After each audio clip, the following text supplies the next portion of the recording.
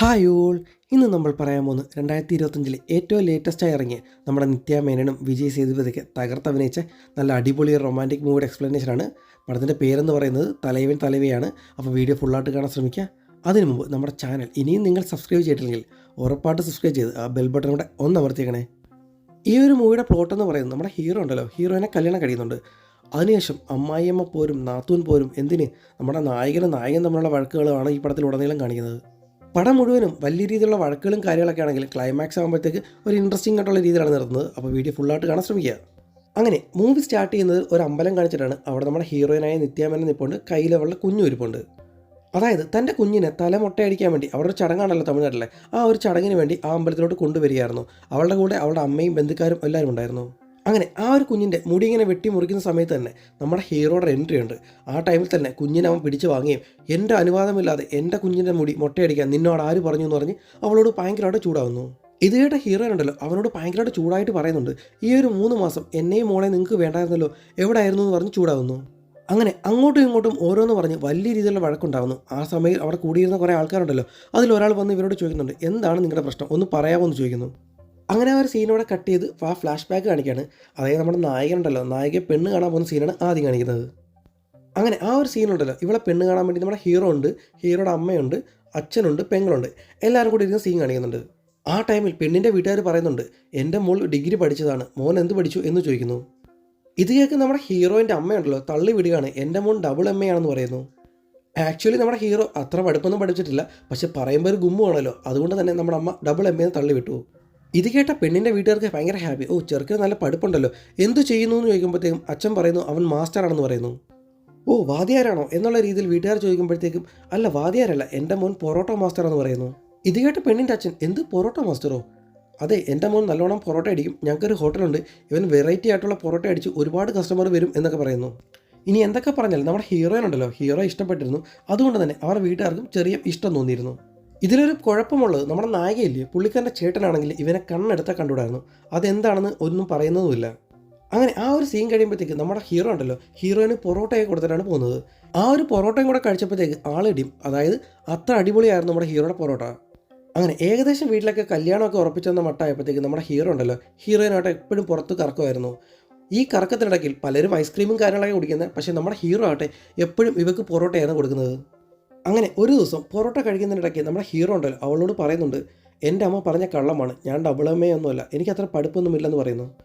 ഇത് കേട്ടിട്ടും അവൾക്ക് വലിയ മാറ്റമൊന്നും ഉണ്ടായിരുന്നില്ല. കാര്യം അവൾക്ക് ആ പൊറോട്ട തന്നെ മതിയായിരുന്നു. അതുപോലെ തന്നെ ഇവൻ്റെ താടിയും അവൾക്ക് ഭയങ്കര ഇഷ്ടപ്പെട്ടു.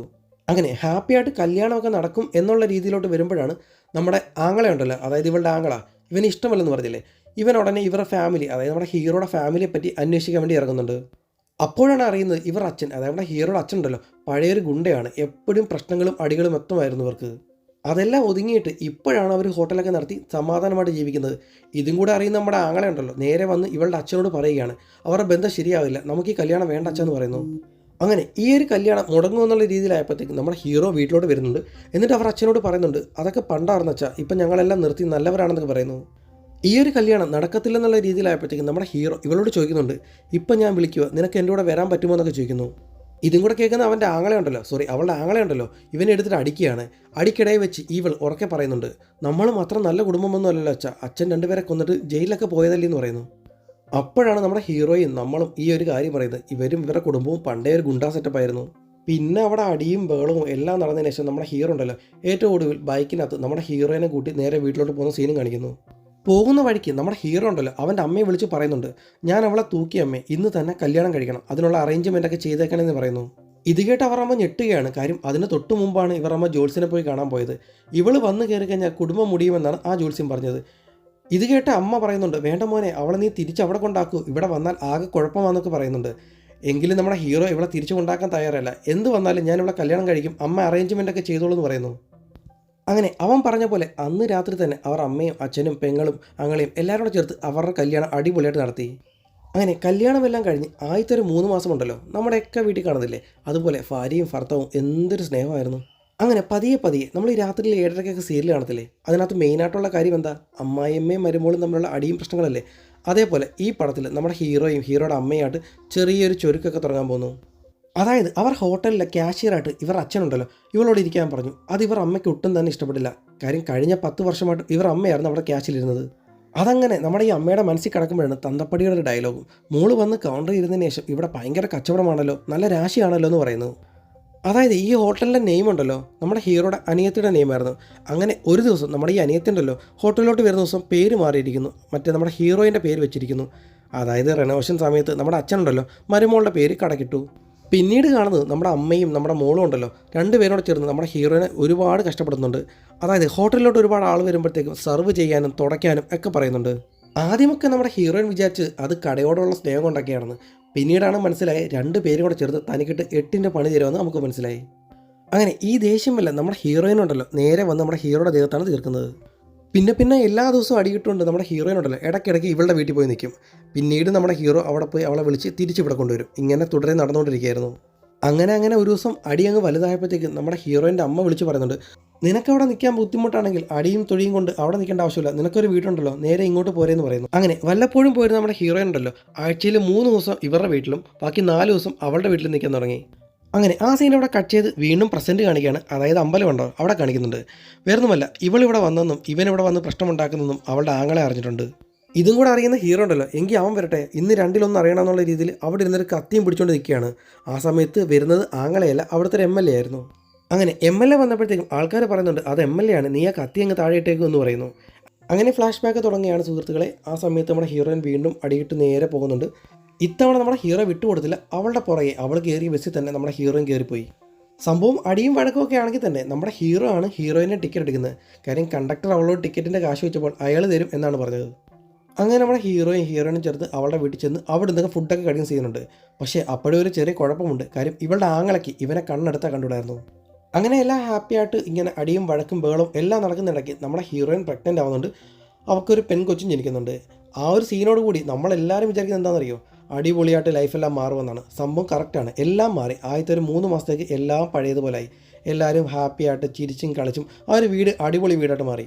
എപ്പോഴും അങ്ങനെ അടിപൊളിയായിട്ട് പോകാൻ പറ്റത്തില്ലല്ലോ, അതാണല്ലോ അതിൻ്റെ ഒരു ചടങ്ങ്. അതുകൊണ്ട് തന്നെ നമ്മുടെ അമ്മയുണ്ടല്ലോ, അതായത് അമ്മായിയമ്മ, ഇവനും ഇവളോട് ഒരുപാട് പ്രശ്നങ്ങൾ ഇടയ്ക്ക് നടക്കുന്നുണ്ട്. എന്തോ ചെയ്തെന്നറിയോ, ഇവന് ഒരു 2ാമത്തെ പെണ്ണിനെ വേണ്ടി കല്യാണം ആലോചിക്കുന്നുണ്ട്. അതേ സുഹൃത്തുക്കളെ, 2ാം കല്യാണം. ഇതറിയുമ്പോഴത്തേക്കും നമ്മുടെ ഹീറോയിന് ഭയങ്കര ദേഷ്യം.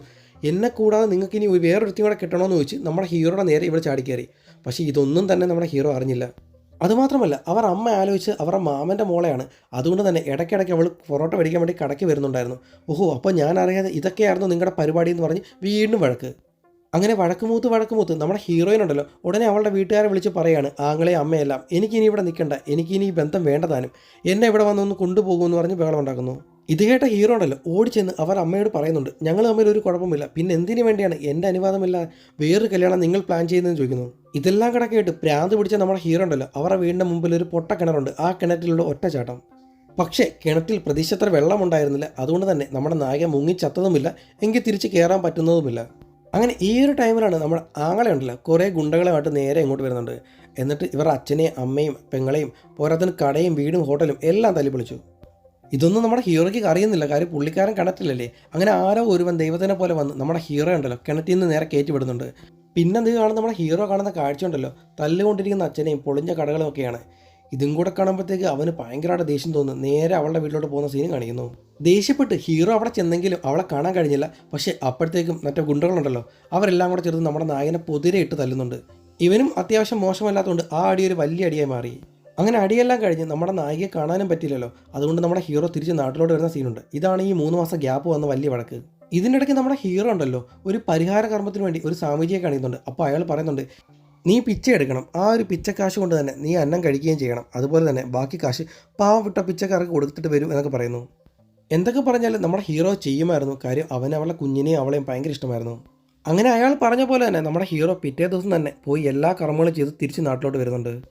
അങ്ങനെ വീണ്ടും പ്രസൻറ്റ് സീൻ വരുന്നുണ്ട്. അതായത് അമ്പലം കാണിക്കുന്നുണ്ട്. അതായത് നമ്മുടെ ആങ്ങളെ ഉണ്ടല്ലോ ഇതെല്ലാം പറഞ്ഞ് ഇവനെ തല്ലാൻ വേണ്ടി ഒരുപാട് ആളുകൾ കൂട്ടി വരുന്നുണ്ട്. ഇന്ന് രണ്ടിലൊന്ന് അറിഞ്ഞിട്ടേ പറ്റൂ എന്ന് പറഞ്ഞ് നമ്മുടെ ഹീറോയും അവനും കൂടെ ഭയങ്കര അടി അമ്പലത്തിൽ കിടന്ന്.